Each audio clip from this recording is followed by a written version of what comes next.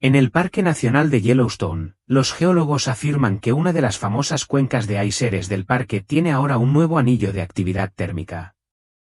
En los últimos días de julio de 2025, un fenómeno extraño ha dejado al mundo científico sin palabras.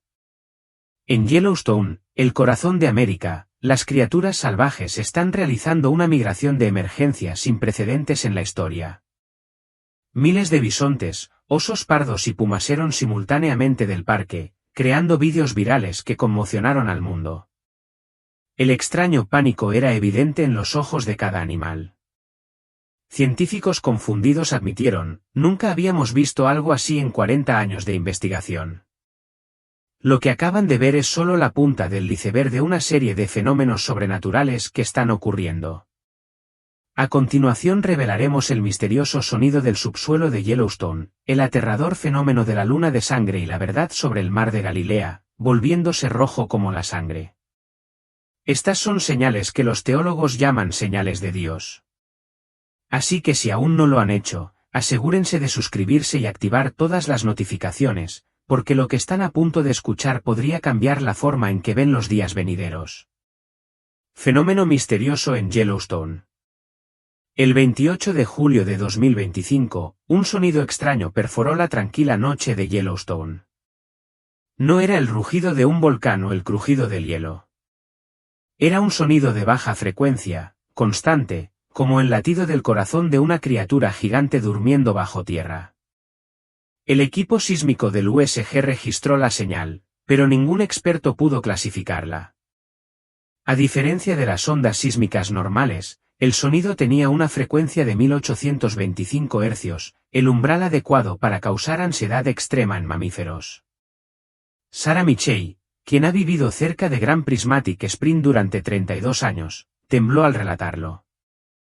Dijo, era como la respiración profunda de una criatura gigante bajo tierra. Lo sentí a través de mi columna vertebral.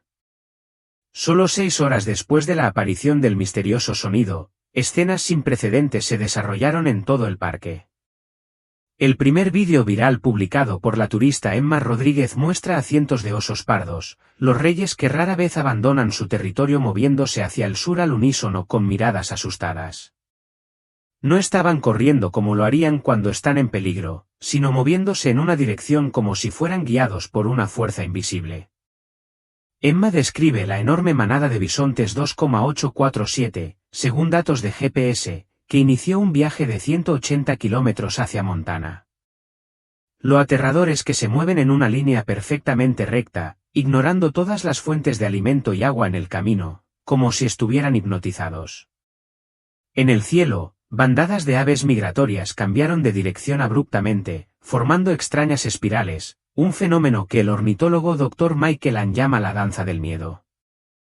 El guardabosques Sean McKenney, con 40 años de experiencia, no pudo ocultar su confusión, declaró, he visto incendios forestales, terremotos, tormentas de nieve, pero nunca he visto a los animales comportarse así. Están huyendo de algo que los humanos no pueden ver ni sentir.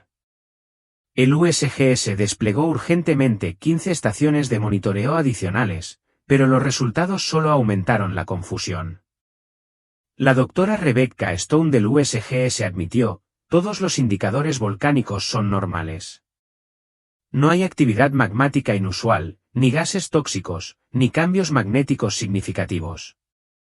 Los datos de GPS de 3,200 animales marcados mostraron un comportamiento completamente fuera de temporada. Según las leyes biológicas, este debería ser un momento de preparación para el invierno, no un momento de migración masiva. La Tierra puede estar retumbando y los animales pueden estar huyendo, pero es en las propias aguas de Yellowstone donde se está desarrollando una narrativa más profunda e inquietante. La erupción del estanque Diamante Negro. El evento fue violento y sin previo aviso. Una de las características térmicas aparentemente tranquilas de Yellowstone, el estanque Diamante Negro, de repente entró en erupción con una ferocidad que desafió todas las expectativas geológicas. El humo se elevó en el cielo y el vapor brotó de la tierra con un chillido, un grito primario de la propia tierra. El evento no fue un suave estallido de actividad geotérmica, sino un estallido crudo y desenfrenado. Los guardaparques y científicos, acostumbrados a las muchas características volátiles del parque, estaban desconcertados. Su equipo sensible registró datos que apuntaban a un aumento de la presión subyacente, pero no ofrecía una explicación satisfactoria para la intensidad repentina, casi personal, de la erupción. Para aquellos con una mirada espiritual, este no fue un incidente aislado, sino una señal. Se sintió como si una presencia sagrada, aunque profundamente inquietante, se estuviera revelando, abriendo una herida en la superficie de la Tierra. ¿Podría ser esta una manifestación física del desasosiego divino predicho en las Escrituras? ¿Fue esta erupción un eco directo de las advertencias de Jesús sobre la Tierra gimiendo en un tiempo de tribulación? Ya no era una cuestión de fenómenos naturales, sino un mensaje profundo e inquietante, una señal de que el tiempo se agotaba. La aparición del estanque azul lechoso. Tras la violencia de la erupción, vino un contraste espeluznante, una imagen de belleza impresionante que era, a su manera mucho más aterradora. Apareció un estanque completamente nuevo de agua azul lechosa, reluciente y asombroso a la vista. Invitaba con una falsa sensación de paz. Pero los científicos rápidamente emitieron una grave advertencia. Este hermoso tono lechoso no era una señal de pureza, sino un indicador de una actividad hidrotermal intensificada. Significaba una peligrosa corriente subterránea sobrecalentada de cambio, un peligro oculto bajo la superficie serena. Aquí es donde el significado espiritual se vuelve verdaderamente escalofriante. Esta belleza mortal, una metáfora del gran engaño predicho en los últimos días. El libro del Apocalipsis advierte de un tiempo en que el mal se disfrazará de formas seductoras cuando el mundo será arrullado en una falsa sensación de seguridad. Este estanque, con su encanto engañoso y amenaza oculta, sirve como una representación física vivida de esa advertencia. Nos recuerda que en estos tiempos no todo lo que reluce es oro y las amenazas más peligrosas pueden estar disfrazadas de las apariencias más bellas. El mar de Galilea se vuelve rojo. El 4 de agosto, mientras el mundo lidiaba con las inquietantes señales en Yellowstone, una profecía nueva y antigua cobró vida a miles de kilómetros de distancia en Israel. Las tranquilas aguas del mar de Galilea, un lugar sinónimo del ministerio y los milagros de Jesús, de repente se volvieron de un impactante color rojo sangre. La imagen fue inmediata y aterradora, arrancada de las páginas del libro del Apocalipsis. El pánico estalló mientras los científicos se apresuraban a encontrar una explicación racional, pero sus teorías parecían frágiles y poco convincentes frente a una señal bíblica tan cruda. Para los creyentes, el mensaje estaba grabado en las propias aguas carmesí, un momento en que el reino espiritual rompió el velo del mundo físico, vinculando las fuerzas caóticas en el corazón de América con un evento profético directo en el corazón de la Tierra Santa. La tierra gemía y las aguas clamaban haciendo eco de advertencias que se han transmitido durante milenios. Señales celestiales y la hora final. La esfera celestial, la misma bóveda del cielo, ha sido considerada durante mucho tiempo un lienzo para la comunicación divina. Si bien el sol y la luna guían nuestros días y noches, su comportamiento inusual se ha interpretado históricamente como un presagio de cambios monumentales. El 8 de septiembre de 2025, un evento celestial raro y profundo está a punto de ocurrir.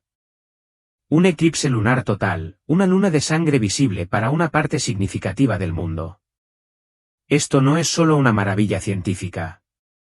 Durante milenios, una luna que se vuelve de un rojo óxido profundo ha sido uno de los símbolos proféticos más poderosos y escalofriantes.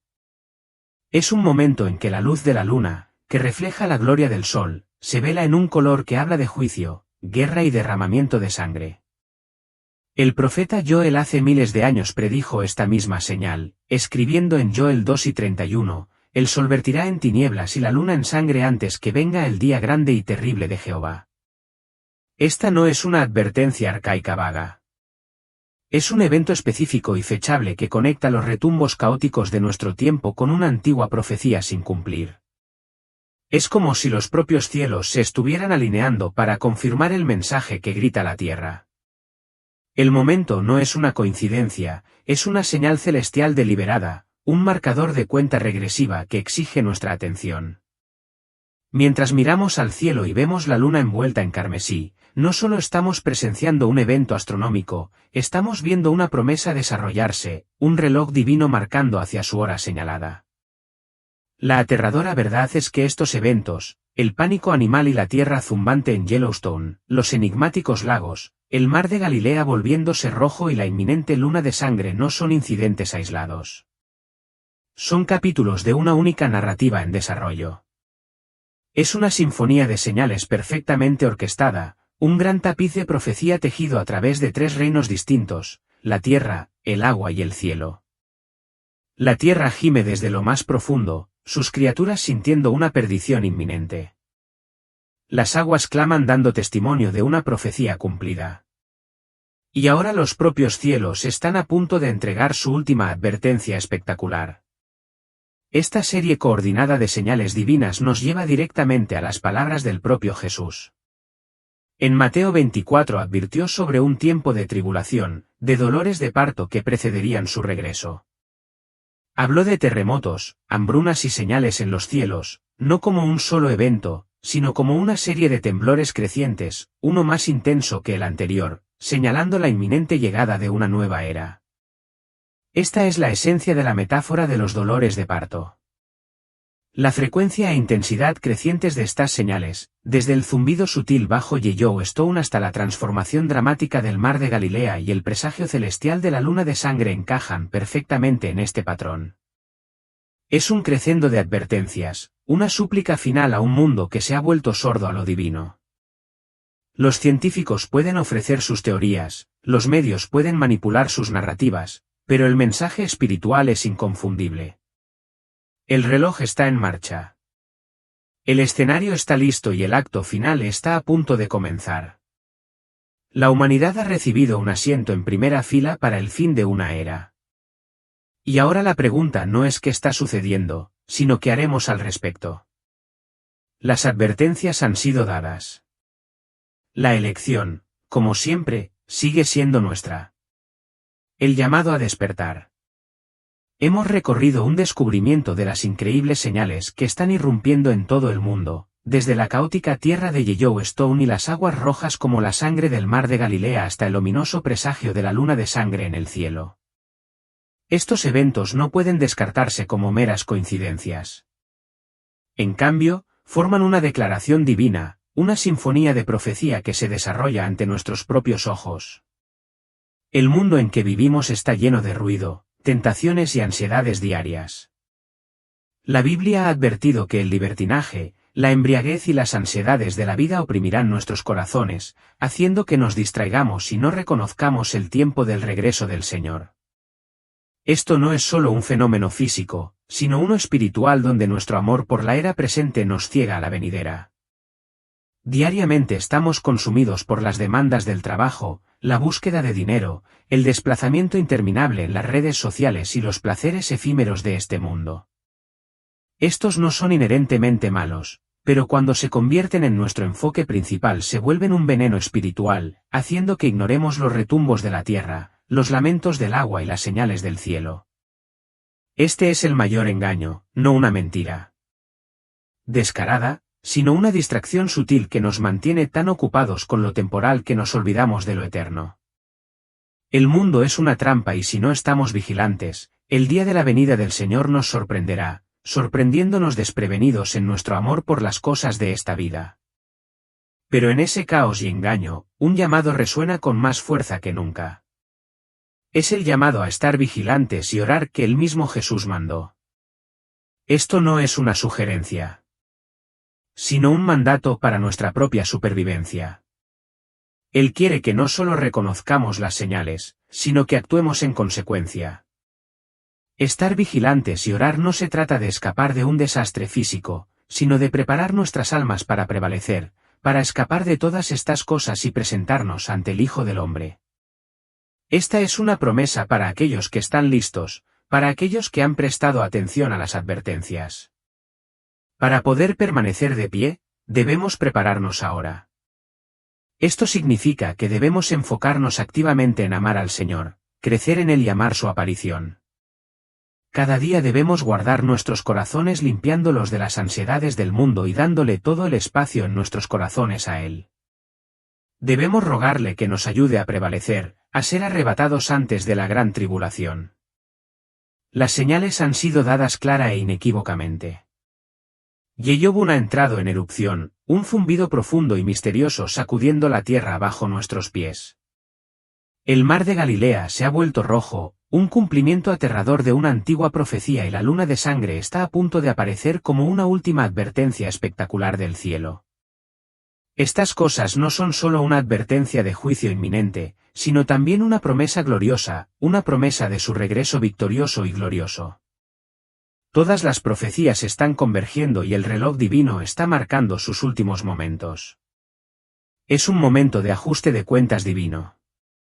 La pregunta no es si estas cosas son reales, sino más bien, ¿estás listo? El tema central de las Escrituras es el plan de salvación de Dios.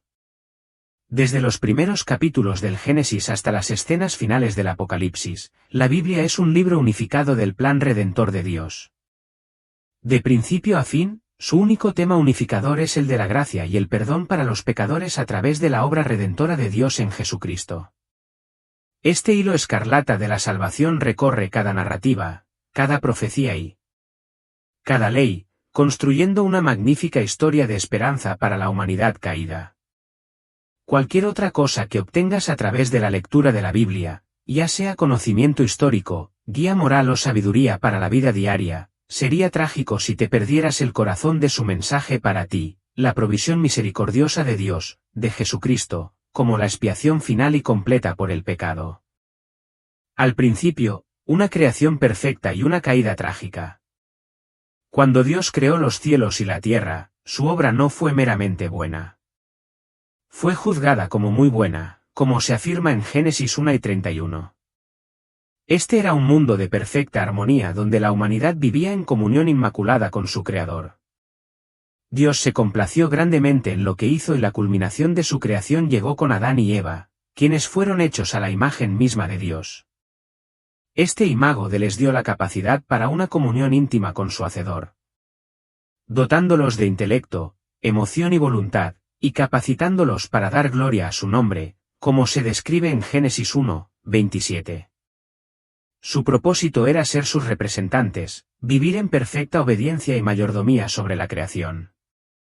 Sin embargo, en el inmaculado jardín del Edén, a través del engaño de la serpiente y la desobediencia deliberada de un solo acto, Adán y Eva pecaron contra Dios, causando una ruptura catastrófica en su relación con Él. El pecado no es un concepto abstracto, es una rebelión real y mortal contra un Dios santo.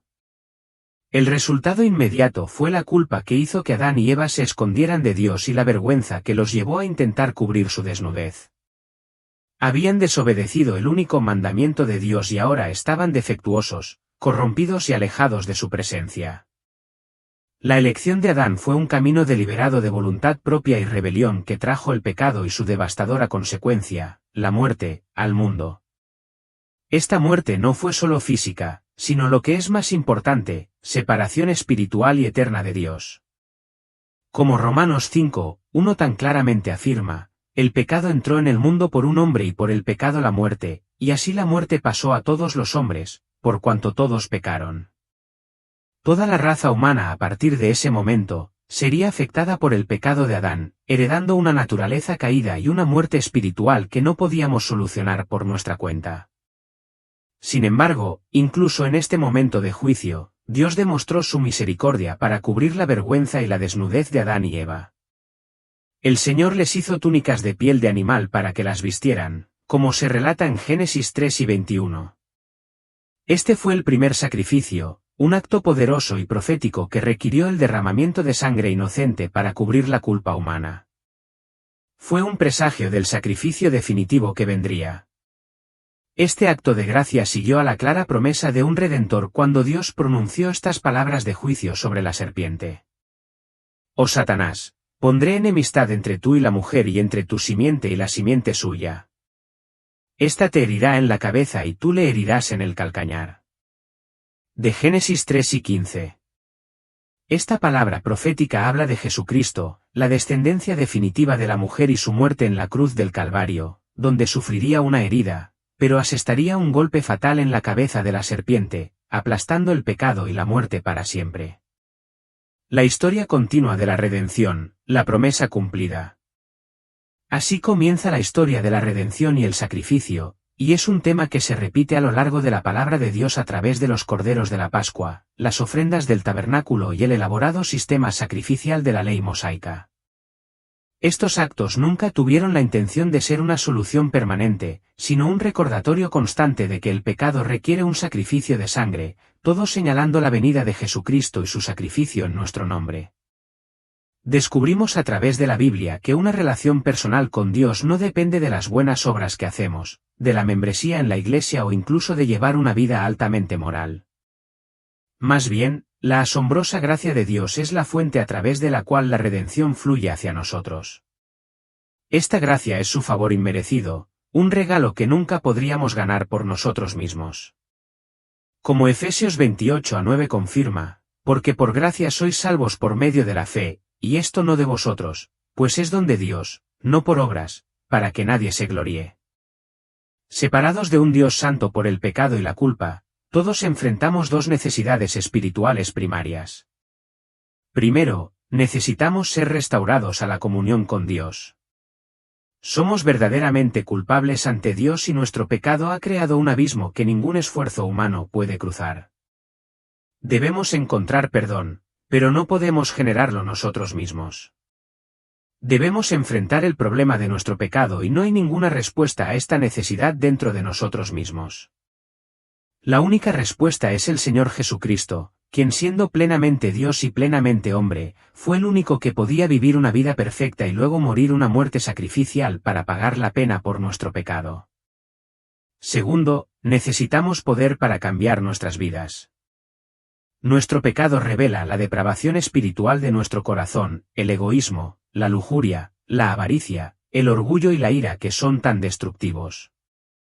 Como dice Dios a través del profeta Jeremías, engañoso es el corazón más que todas las cosas y perverso en Jeremías 17:9, si vamos a ser cambiados, algo debe hacerse en nuestros corazones para cambiar nuestras vidas. Jesús enseñó que a menos que uno nazca de nuevo, no puede ver el reino de Dios, como se afirma en Juan 3:3. Solo la sangre de Jesús derramada en la cruz puede quitar la culpa de nuestro pecado y solo el Espíritu Santo puede entrar en nuestros corazones, darnos una nueva naturaleza y hacernos personas nuevas capaces de vivir una vida que agrada a Dios. Redención a través de Cristo. Redención es un concepto bíblico profundo que a menudo implica la idea de volver a comprar algo que se ha perdido o confiscado mediante el pago de un rescate. También puede significar una liberación de algún tipo de confinamiento o esclavitud. Un ejemplo poderoso es la liberación de los hijos de Israel de su cautiverio y esclavitud en Egipto, como se relata en Éxodo 14:29 a 3152. Este acto milagroso del poder y la misericordia de Dios sirve como un tipo físico de la redención espiritual que necesitamos. El Nuevo Testamento está lleno de pasajes que representan los sufrimientos de Cristo como un rescate o precio pagado por nuestra libertad. Y el resultado asegurado es una compra o redención. El libro de los Hechos nos dice que Dios compró la Iglesia con su propia sangre. En Hechos 8:28, Pablo les recuerda a los corintios que fueron comprados por precio en 1 Corintios 6:19-20 y que Cristo los redimió de la maldición de la ley en Gálatas 3:13. Efesios 1:7 y Colosenses 1:14 hablan de redención por su sangre, el perdón de los pecados. Otros pasajes clave incluyen 1 Timoteo 2:5-6, Tito 2:14, Hebreos 9:12, 1 Pedro 1:18-19 y Apocalipsis 59. La idea clara que recorre todos estos textos es la de un pago hecho por nuestra redención. Jesús pagó la pena por nuestro pecado y nos redimió.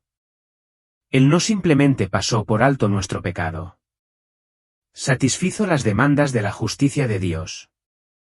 La pena por nuestro pecado y rebelión contra un Dios santo es la muerte, la separación eterna. Jesús intervino en un acto de amor y justicia infinitos, entregó su vida y tomó la pena que merecíamos. La deuda contra nosotros no se considera simplemente cancelada o olvidada, sino como totalmente pagada. Tanto el Antiguo como el Nuevo Testamento proclaman la salvación como un hecho consumado. La sangre o vida de Cristo que entregó por nosotros es el rescate por el cual somos liberados de la esclavitud del pecado. La importancia de la sangre es primordial en las Escrituras, mencionada 460 veces. 14 veces en el Nuevo Testamento, Jesús habló de su propia sangre. ¿Por qué? Porque por el derramamiento de su sangre en la cruz logró la salvación de todo el que cree. Satisfaciendo la ira justa de Dios y proporcionando un camino al perdón y la vida eterna, la extraordinaria buena noticia de la vida eterna. El Evangelio de Juan cuenta la historia redentora de lo que Jesucristo hizo en nuestro nombre. A lo largo de su escrito, Juan constantemente señala a Jesús como la fuente de vida eterna. Resumiendo todo su libro, Juan dice: estas cosas se han escrito para que creáis que Jesús es el Cristo, el Hijo de Dios, y para que creyendo tengáis vida en su nombre, como se registra en Juan 8 y 31. Esta es la extraordinaria buena noticia. La vida eterna no es simplemente vivir para siempre. Es una nueva calidad de vida, una comunión restaurada con Dios que comienza en el momento en que crees y continúa por toda la eternidad. Es la vida de Dios mismo morando en ti. Esta vida es un regalo, no un salario, disponible para todos los que ponen su confianza en Jesús. En el Evangelio de Juan, Jesús mismo hace esta promesa repetidamente, diciendo: yo soy el pan de vida. El que a mí viene nunca tendrá hambre y el que en mí cree no tendrá sed jamás, como se encuentra en Juan 6 y 35. También declaró: yo soy la resurrección y la vida. El que cree en mí, aunque esté muerto, vivirá. En Juan 11, 25. Esta promesa es la esperanza definitiva para un mundo caído, el Hijo de Dios. Juan quiere mostrarnos quién es verdaderamente Jesús. En el principio era el Verbo y el Verbo estaba con Dios y el Verbo era Dios y el Verbo se hizo carne y habitó entre nosotros, como se afirma en Juan 114. Esta es la profunda verdad de la encarnación. Jesús durante su vida en la tierra no fue meramente un buen maestro o un profeta. Era Dios en forma humana. El mismo creador del universo entró en su creación para vivir entre nosotros. Y por si la introducción de Juan no es lo suficientemente clara, unas pocas frases después cita a Juan el Bautista, quien dice: yo lo he visto y doy testimonio de que este es el Hijo de Dios. En Juan 1 y 34. A lo largo del libro, Juan da evidencia convincente de la deidad de Jesús, mostrando que Jesús realizó muchos milagros. Juan 2, 111, 4 a 54, 5, 17, 6, 1, 16 a 21, 9, 17, 1, 44 y que cumplió profecías escritas sobre el siglos antes. Juan 2, 19 a 22, 5 y 46, 12, 14 a 16. Él tiene autoridad sobre la naturaleza, la enfermedad e incluso la muerte misma. El amor de Dios. Pero, ¿por qué Jesús, quien es Dios, dejaría la gloria del cielo para vivir en la tierra como humano? Jesús mismo nos dice por qué en uno de los versículos más conocidos de la Biblia: porque de tal manera amó Dios al mundo, que ha dado a su Hijo unigénito, para que todo aquel que en él cree no se pierda, mas tenga vida eterna.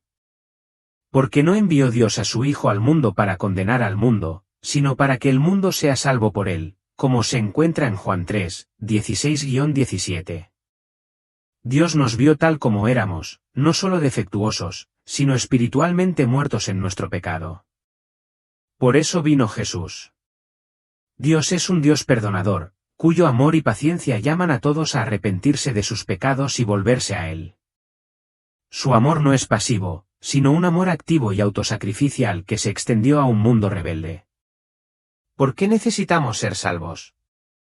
Jesús dijo: de cierto os digo que todo aquel que hace pecado esclavo es del pecado, como está escrito en Juan 8 y 34.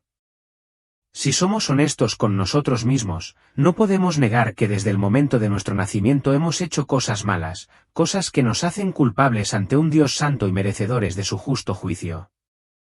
La Biblia llama a estas cosas malas pecado. Y el pecado crea una barrera separándonos de Dios.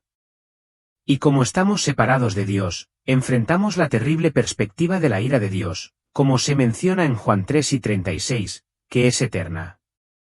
Nuestra propia justicia es como trapos de inmundicia. Isaías 646. Y no puede permanecer en la presencia de Dios. Jesús es el único camino. ¿Puede alguien salvarnos de la ira de Dios y asegurarnos el cielo? Algunas personas creen que pueden llegar al cielo haciendo buenas obras o siguiendo las enseñanzas de una religión o incluso dando dinero a iglesias u obras de caridad. Pero Jesús claramente dijo que ninguna de estas cosas nos salvaría. Yo soy el camino y la verdad y la vida.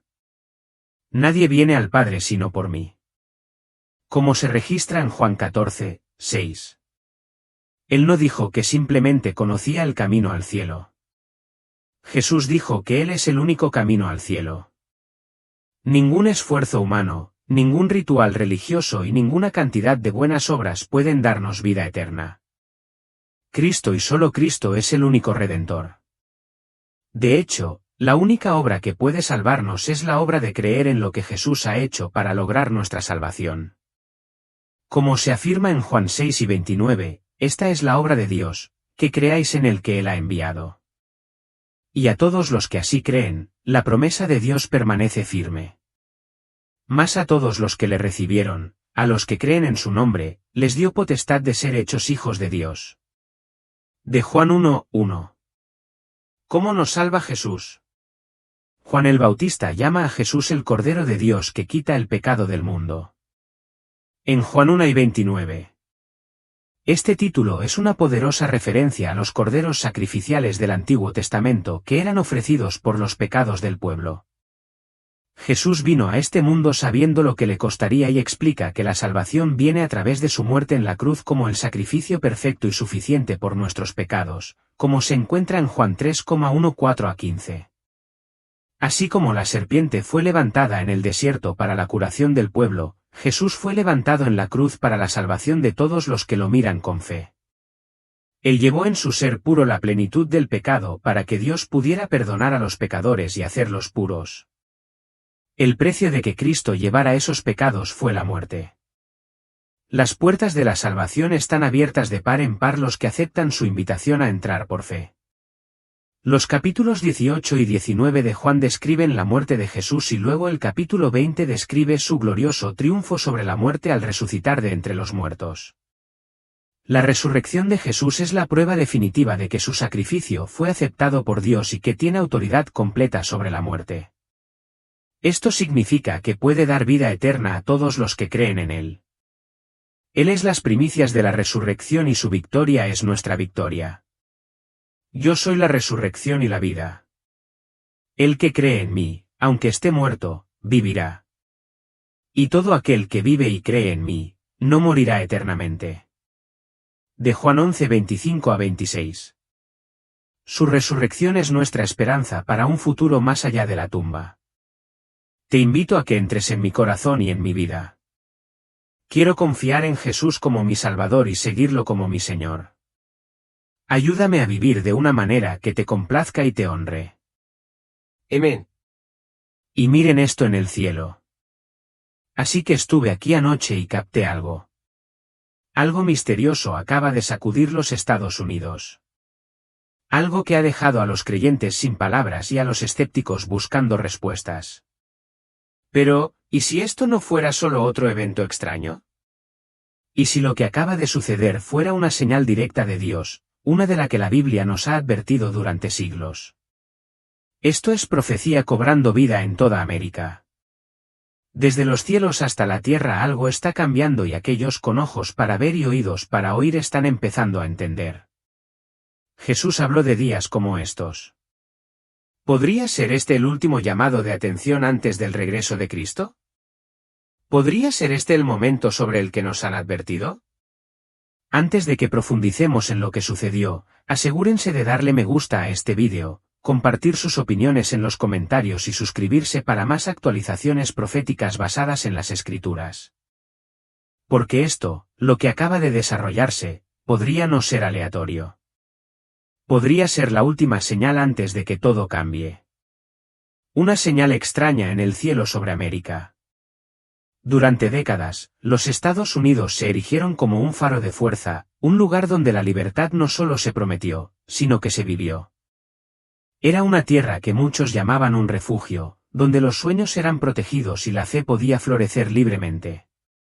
Pero las Escrituras nos recuerdan a través de Abdías 1:3-4, la soberbia de tu corazón te ha engañado, aunque te remontes como águila y aunque entre las estrellas ponga tu nido, de allí te derribaré, dice Jehová.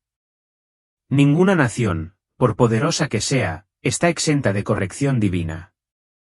Y cuando Dios envía una advertencia, a menudo comienza con los cielos. Recientemente, algo inexplicable ocurrió sobre suelo estadounidense. En menos de 3 minutos, una formación de otro mundo apareció en los cielos.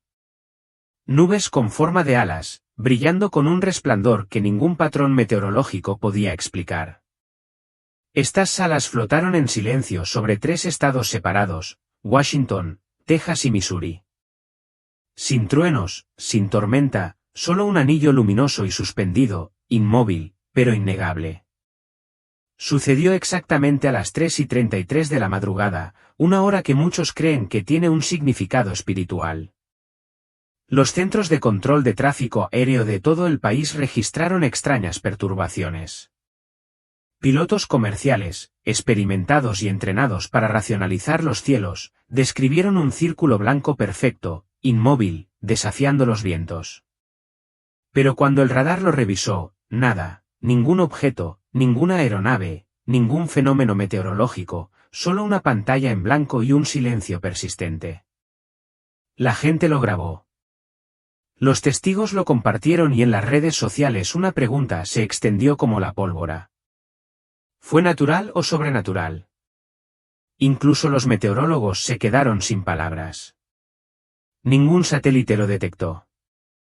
No se ofrecieron explicaciones y sin embargo, la imagen de estas alas angelicales sobre el corazón de América permanece grabada en la mente de quienes las vieron. Pudo haber sido una señal divina.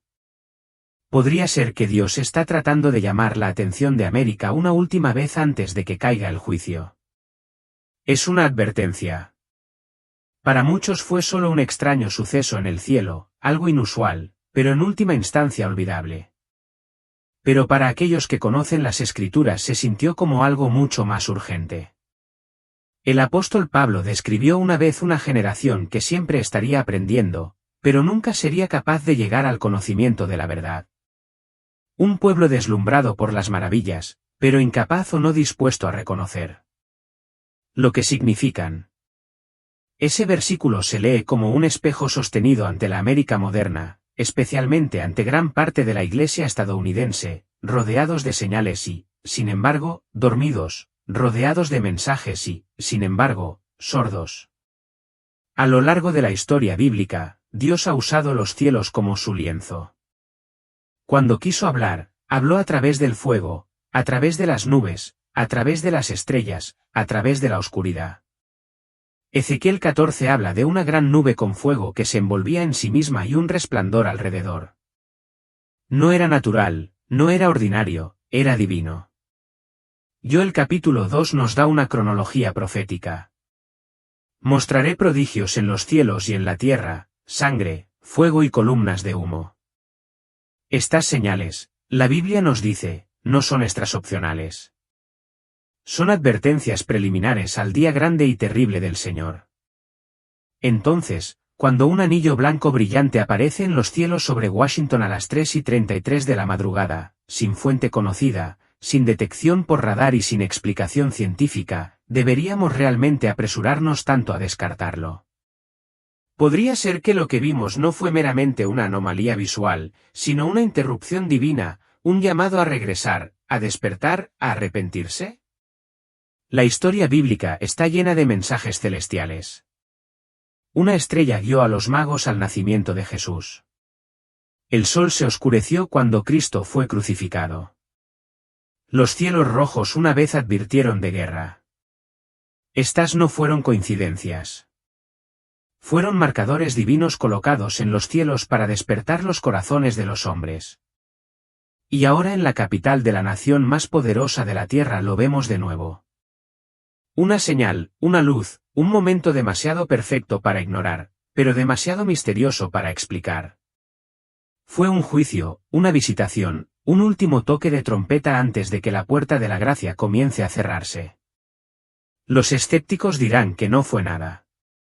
Una anomalía meteorológica, un truco de cámara, solo reflejos en la atmósfera. Pero las escrituras nos recuerdan en Joel 2:31, el sol vertirá en tinieblas y la luna en sangre antes que venga el día grande y terrible de Jehová. Eso no es poesía, eso es profecía. Las señales en el cielo no son aleatorias, no son para entretener. Son advertencias, mensajes, alarmas que suenan en los cielos mientras la tierra duerme abajo. El velo se está adelgazando, el cielo está hablando. La invasión digital ha comenzado. Si Dios todavía habla a través de los cielos, seguimos escuchando. Las extrañas señales en el cielo no fueron aleatorias, fueron una advertencia y la ubicación importaba. Washington D.C. no es solo el corazón político de América, es el centro de control. Las decisiones tomadas allí repercuten en toda la nación y el mundo. Y mientras esos anillos silenciosos y brillantes flotaban sobre la capital, algo más se desarrollaba discretamente en el suelo, algo que tiene el potencial de cambiar la libertad tal como la conocemos. Mientras el mundo estaba distraído, un cambio tecnológico masivo se activó en ciudades selectas de EU, un programa federal en desarrollo durante mucho tiempo, pero del que rara vez se hablaba. Se puso oficialmente en marcha. Vinculó datos biométricos, incluyendo escaneos de palma y faciales directamente a la actividad del consumidor. Y no sucedió el próximo año, no en un futuro distante, sino ahora.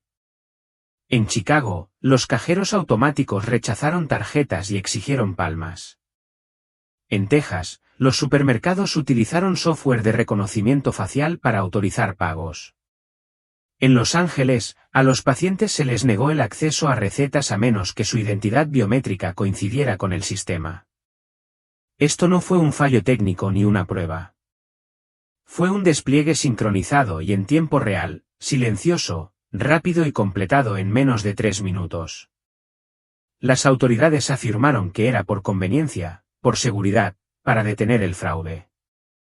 Pero el mensaje más profundo era este. Si tu cuerpo no cumple, no participas. No puedes comprar, no puedes vender, no puedes vivir. Y de repente las advertencias del Apocalipsis ya no se sentían antiguas. Apocalipsis 1:17 declara, nadie podía comprar ni vender sino el que tuviese la marca. Es un eco escalofriante que ya no pertenece a la especulación o la ciencia ficción. El anticristo, como se describe en Daniel 8:25, surgirá no con violencia abierta, sino con falsa paz y persuasión tecnológica. Por la paz destruirá a muchos. Así es como comienza, no con guerra, sino con conveniencia, no con fuerza, sino con comodidad. La tecnología biométrica no es inherentemente malvada, pero lo que hace que este momento sea peligroso es la facilidad con la que se está aceptando. La gente no está resistiendo, lo están aceptando, incluso celebrándolo. Pero cada escaneo, cada aprobación, cada cumplimiento es una pequeña rendición de la soberanía personal. Y América, la tierra de la libertad, está al borde de la sumisión digital. ¿Estamos observando? ¿Estamos despiertos? ¿O ya hemos entregado las llaves de nuestra libertad a cambio de la comodidad? El cielo nos dio una señal y el sistema ya está aquí. La invasión del engaño. Mientras los medios nos bombardean con historias de caos político y un colapso económico inminente, hay otra guerra desatándose, mucho más insidiosa y mucho menos reconocida. No es un choque de naciones, no está marcada por tanques o misiles. Es una guerra de lo invisible, una batalla por el alma de una nación. Una invasión espiritual se está extendiendo sigilosamente por América. Sin embargo, la mayoría permanece inconsciente. No se anuncia con ejércitos o tratados. No ondea banderas ni rompe fronteras. Se desliza discretamente a través de la cultura, el entretenimiento, la educación, incluso la iglesia. No es el asalto militar de Gog y Magog descrito en la profecía de Ezequiel, que de hecho habla de una futura confrontación que involucra poderes físicos. No, lo que estamos presenciando ahora es mucho más engañoso, mucho más peligroso. Es el tipo de engaño que no grita, sino que susurra, el tipo que te hace cuestionar la verdad, dudar de la moralidad y aceptar gradualmente lo inaceptable. Muchos pueden sentirlo, esta sensación abrumadora de que algo anda mal, de que el mundo se está desmoronando, pero cuando intentan identificar la causa, se les escapa de los dedos. Esa confusión no es accidental. Es estratégica, es la niebla de guerra en el ámbito espiritual. Ezequiel 38, 16 declara, vendrás contra mi pueblo como nube para cubrir la tierra. Aunque el versículo habla de una futura invasión literal, su patrón espiritual resuena fuertemente hoy.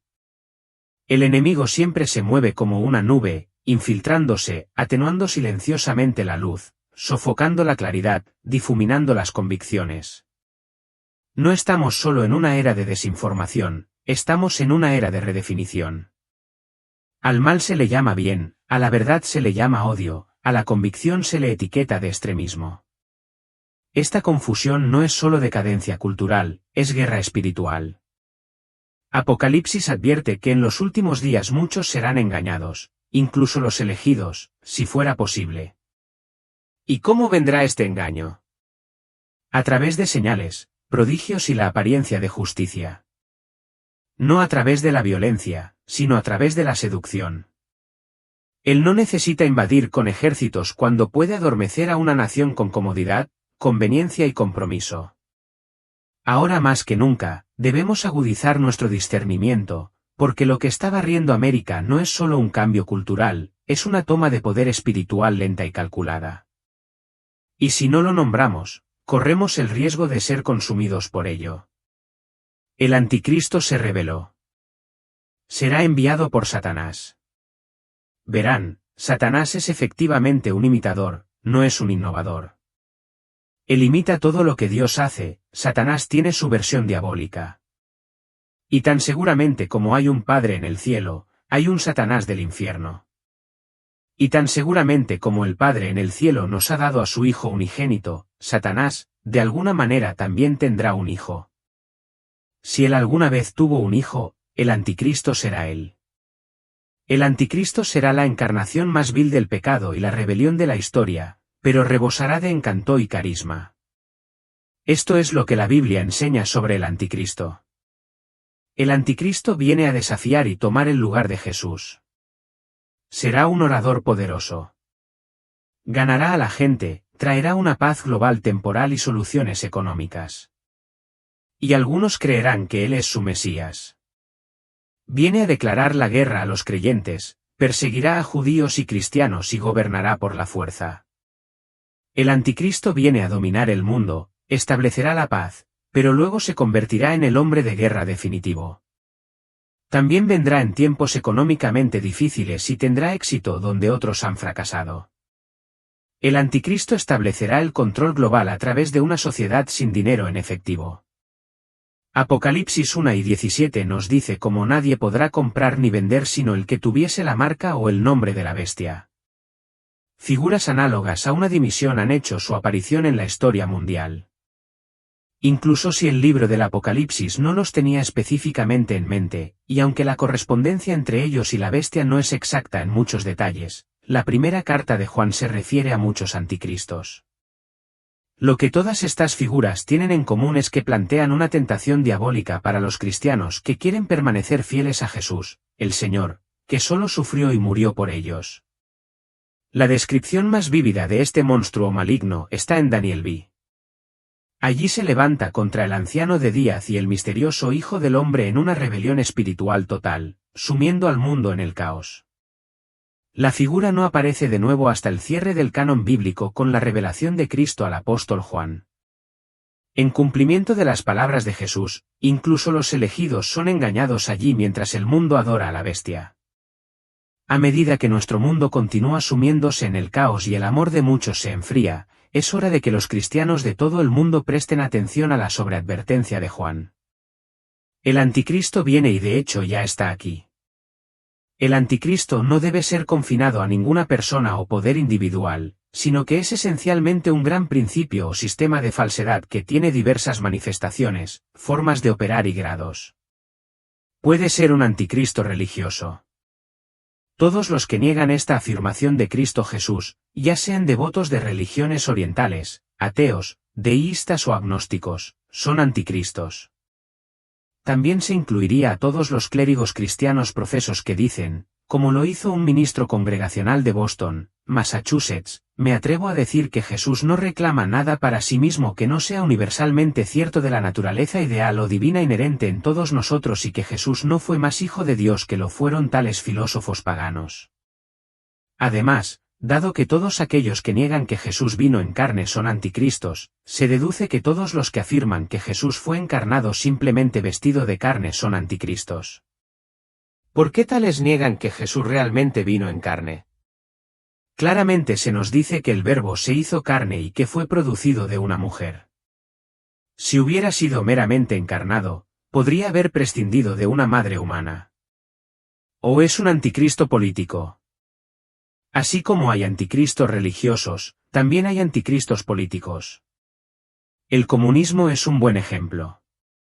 El comunismo es un anticristo en el sentido de que busca reemplazar a Cristo y su reino como el legítimo gobernante de la tierra y la única esperanza de la humanidad.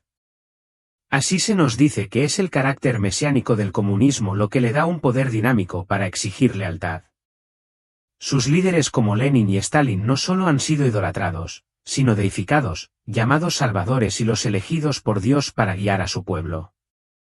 Lo que es cierto del comunismo como anticristo también es cierto de las Naciones Unidas. Se le está dando un papel mesiánico que desempeñar por el clero de la cristiandad como el Salvador del mundo, su única esperanza y la única luz.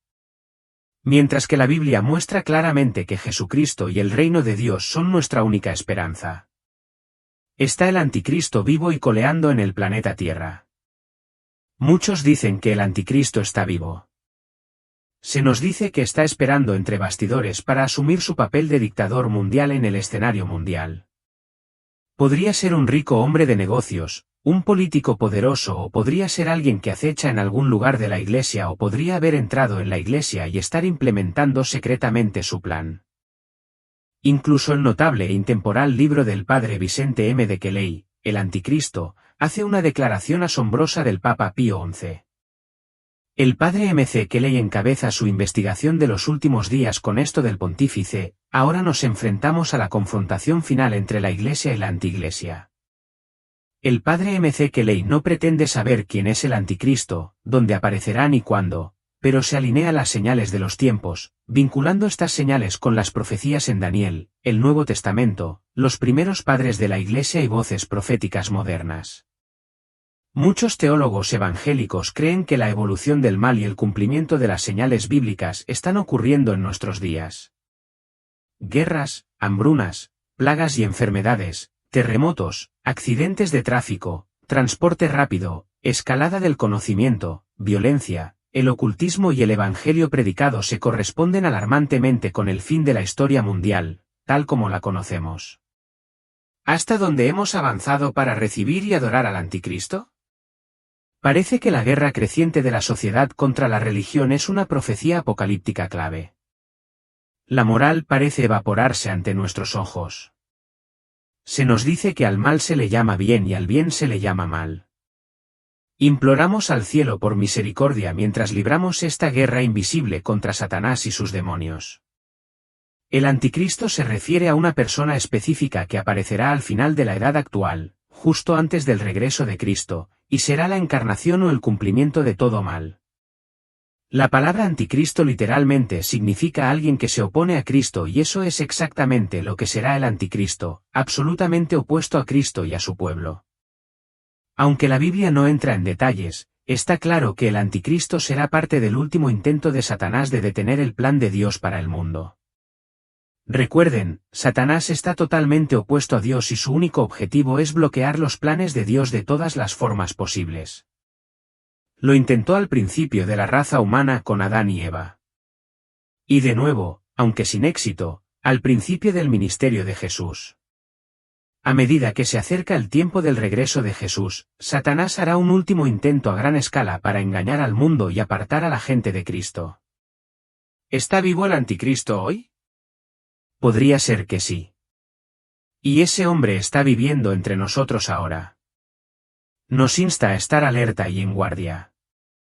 También nos recuerda que Satanás siempre está activo. Y como habéis oído que el anticristo viene, ya ahora han surgido muchos anticristos. Cuando venga, el anticristo afirmará ser Dios, pero también negará la verdad de Cristo y se opondrá a quienes lo siguen. La clave es conocer la verdad de Dios, creer la verdad de Dios y vivir según la verdad de Dios. Recuerden, resistid al y huirá de vosotros. Acercaos a Dios y Él se acercará a vosotros. Vivimos en un tiempo en que la batalla entre el reino de Dios y el reino de Satanás se está intensificando como nunca antes. Muchos creen que esto se debe a que nos acercamos al regreso de Cristo y la destrucción definitiva del reino de Satanás. La obra del espíritu del anticristo se intensificará cuanto más nos acerquemos al fin de la era. El espíritu del anticristo es el espíritu que opera a través de cada anticristo. Y Juan nos ha dado ciertas marcas del espíritu del anticristo que son muy importantes. Primero, comienza en asociación con el pueblo de Dios. En 1 Juan 2:19, Juan escribe acerca de los anticristos. Salieron de nosotros, pero no eran de nosotros, porque si hubiesen sido de nosotros, habrían permanecido con nosotros. Pero salieron para que se manifestase que no todos son de nosotros. Así que el anticristo siempre comienza de alguna manera en asociación con el pueblo de Dios, pero no pertenece realmente allí y a su debido tiempo eso se manifestará. Esa es una marca del espíritu del anticristo. Esto es muy importante. El anticristo no niega la existencia de Dios. De hecho, afirma ser el representante de Dios. Lo que se niega es la relación del Padre y el Hijo dentro de la deidad. Quiero examinar algunos pasajes muy importantes de las Escrituras para que no ignoréis lo que Satanás está planeando. En 2 Tesalonicenses 2, Pablo trata con la aparición, revelación y manifestación del anticristo. También aborda la preparación para el regreso del Señor. Y están muy estrechamente entrelazados porque el acto satánico final antes del regreso del Señor será la revelación del anticristo. De hecho, Pablo dice que el Señor destruirá al anticristo con el resplandor de su venida. Pablo escribió, no os dejéis mover fácilmente de vuestro modo de pensar, ni os conturbéis, ni por espíritu, ni por palabra, ni por carta, como si fuera nuestra, porque sabía que muchos cristianos estarían dispuestos a creer predicciones específicas sobre cuándo regresaría Jesús. Ciertamente he escuchado muchas de estas predicciones a lo largo de mi ministerio y me asombra la multitud de cristianos que se obsesionan con ellas. Ya sea que una persona sostenga la opinión de que el rapto ocurrirá antes o después de la tribulación de 7 años, debemos reconocer esto. El anticristo podría estar vivo hoy y está en la tierra ahora. Para aquellos que creen que Jesús regresará por su pueblo antes de la tribulación, el anticristo surgirá después de este evento en cualquier momento para confirmar un acuerdo de paz de 7 años con Israel. Aquellos que interpretan que Jesús regresará al final de la tribulación también podrían ver al anticristo activo en cualquier momento, ya que sus esfuerzos ya podrían estar en marcha rumbo al futuro regreso de Cristo. Como creyentes, no necesitamos temer al futuro anticristo, pero debemos estar alerta ante cualquier persona que niegue a Cristo. La principal diferencia es que el futuro anticristo eventualmente se convertirá en un líder global de la Europa moderna que formará un acuerdo de paz con Israel. Cualquiera que encaje en esta descripción podría encajar potencialmente en el papel del anticristo venidero. Aunque Apocalipsis 13 describe características adicionales de su liderazgo. 2 aspectos importantes señalados allí incluyen su surgimiento de una herida mortal y la marca de la bestia. El anticristo parecerá haber muerto, pero volverá a la fuerza. Además, forzará a todas las personas bajo su liderazgo a recibir una marca desconocida en su mano o cabeza para comprar y vender, representada por el número 666. También será un hombre de guerra. Su liderazgo se extenderá durante la tribulación. Apocalipsis 137 afirma, se le permitió hacer guerra contra los santos y vencerlos. También se le dio autoridad sobre toda tribu, pueblo, lengua y nación. Su objetivo serán aquellos que creen en Dios, incluyendo la persecución de judíos durante ese tiempo. Puede que no podamos identificar al anticristo hoy, pero puede que esté viviendo entre nosotros. No necesitamos vivir con miedo a este futuro líder maligno, sino que debemos enfocarnos en el verdadero Cristo mientras esperamos su futura venida. Como creyentes no tenemos necesidad de tener miedo, porque nada de esto afectará a quienes conocen a Jesucristo. Sin embargo, afectará a quienes están perdidos y sin Dios. Caerán bajo el hipnotismo sobrenatural de este líder ungido por él y si no llegan a conocer a Jesucristo antes de que todo esto ocurra, quedarán atrapados en la trampa en la que el mundo entero está a punto de caer en los días venideros. Por favor, den cuenta del momento crítico en que viven ahora mismo. Jesús viene pronto. Quienes lo conocen escaparán de muchas de estas pruebas y tentaciones, pero quienes no lo conocen quedarán atrapados en la ilusión y la devastación. Es bueno regocijarse de que escaparás, pero ¿qué hay de aquellos a quienes amas? ¿Qué vas a hacer para asegurar que escapen de los días malos que vienen sobre la tierra? A la luz de esta clara enseñanza de las Escrituras, ¿no crees que es hora de que te acerques a tus amigos y familiares no salvos y les hables de la sangre redentora de Jesucristo? Pide al Espíritu Santo que te dé una oportunidad para hablarles. Luego deja que Él llene tu boca con las palabras correctas mientras les suplicas sinceramente que hagan de Jesucristo el Señor de sus vidas. El día del juicio. La razón por la que el Evangelio de Jesús es precioso es que ofrece un rescate gozoso de un juicio furioso. La Biblia habla de la furia de la ira de Dios Todopoderoso. Y la Biblia exalta que Jesús nos libra de la ira venidera. Es Dios Padre mismo quien envió a Jesús para rescatarnos de su propia ira. Dios muestra su amor por nosotros en que mientras aún éramos pecadores, Cristo murió por nosotros. Pues mucho más. Estando ya justificados en su sangre, por él seremos salvos de la ira. Si un eclipse solar total señala el comienzo del día del juicio, ¿qué sucederá después? ¿Cómo pasará el mundo entero ese día? La Biblia declara que Dios ha fijado un día en el que se propone juzgar la tierra habitada. Este día del juicio, también conocido como el juicio final, es cuando Jesús, el Hijo de Dios, juzgará a los vivos y a los muertos antes de destruir el viejo cielo y la tierra, que están corrompidos por el pecado. El pecado puede definirse como todo lo que se opone a la voluntad y la ley de Dios. Involucrarse en el pecado es desobedecer o abusar de sus leyes. Debido a que el impulso de pecar reside en la naturaleza humana, la humanidad está corrompida y de alguna manera impulsada por las inclinaciones inmorales que viven en todas las personas. Esta es una consecuencia de la caída en el pecado en el jardín del Edén. Antes de crear su nuevo cielo y tierra, Dios debe eliminar todo lo que pueda producir o llevar pecado a su nueva creación. Jesucristo actuará como la justicia del juicio final, como la Biblia afirma, porque el Padre a nadie juzga, sino que todo el juicio dio al Hijo. Todos los escépticos serán juzgados por Cristo en el gran trono blanco y enfrentarán el castigo de acuerdo con los actos que hayan cometido. La Biblia es muy definitiva en que los escépticos están acumulando venganza contra sí mismos y que Dios dará a cada persona según lo que haya hecho. En el juicio final, el destino de los impíos y no creyentes estará bajo el control del Dios Todopoderoso, quien evaluará a cada uno según el estado de su alma.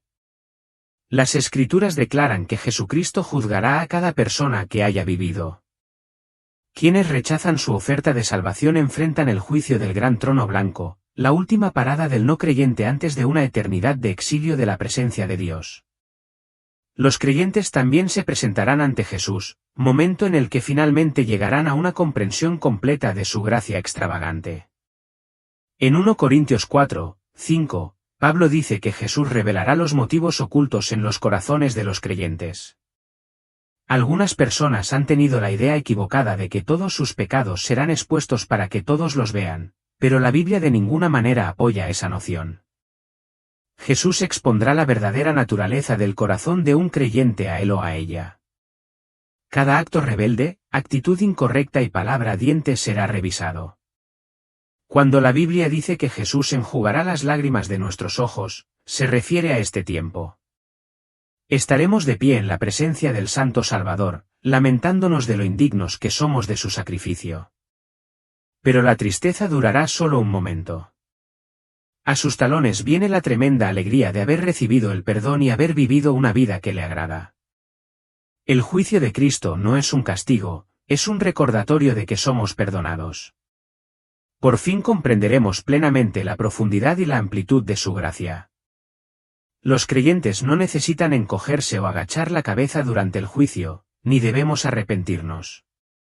El tiempo para eso ha pasado. Nos presentaremos ante el Señor vestidos de la justicia de Cristo y perdonados de cada pecado.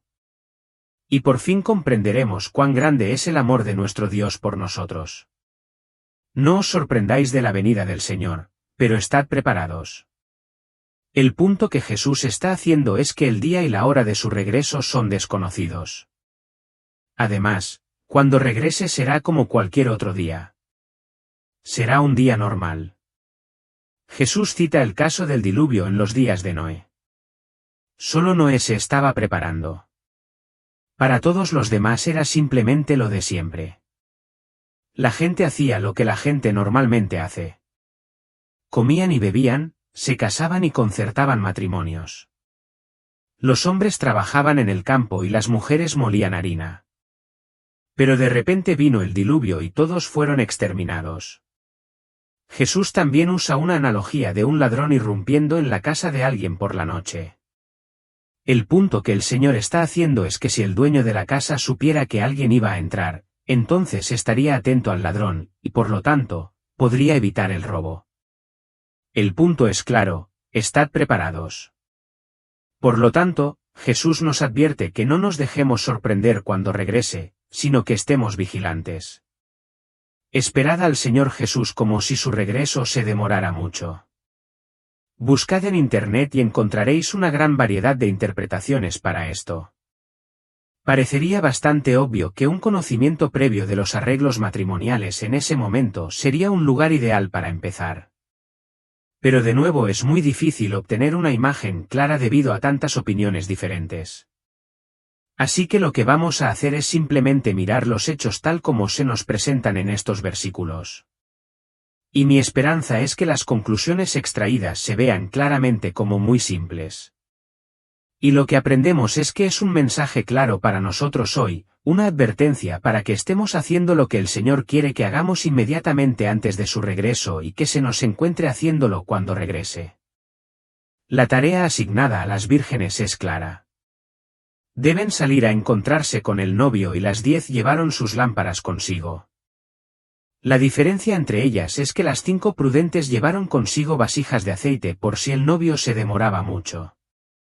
Las insensatas solo tenían el aceite que ya estaba en sus lámparas. Las 10 vírgenes arreglaron sus lámparas, pero las de las insensatas comenzaron a apagarse a medida que se acababa el aceite. Así, enseguida, se ven actitudes muy diferentes. Las 5 insensatas eran bastante desganadas y mostraron muy poco compromiso con la tarea en cuestión. Las prudentes, por otro lado, mostraron dedicación e incluso habían invertido en aceite extra en caso de que les hubiera resultado más costoso. No sabemos cuándo regresará realmente el Señor y también debemos estar preparados para el hecho de que podría tardar un tiempo, como en la parábola sobre el amo que estuvo ausente por un tiempo. Y ahora vemos que el novio tardó mucho.